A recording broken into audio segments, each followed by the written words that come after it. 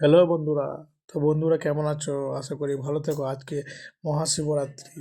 আজ চললাম শিব পূজা করতে। আজ শিবরাত্রিতে রাস্তাতে আছি বন্ধুরা, সঙ্গে থেকে ভিডিও শেয়ার করছি। তো বন্ধুরা, বছরে একবার আসে এই শিবরাত্রি, মহাশিবরাত্রি।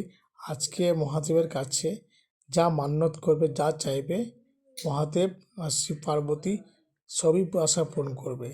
তাই চললাম আজ আমরা দুজনেই, আমি দীনেশ, এই যে সাথে আছে, সকলেই আমরা চললাম পুজো করতে শিব মন্দির।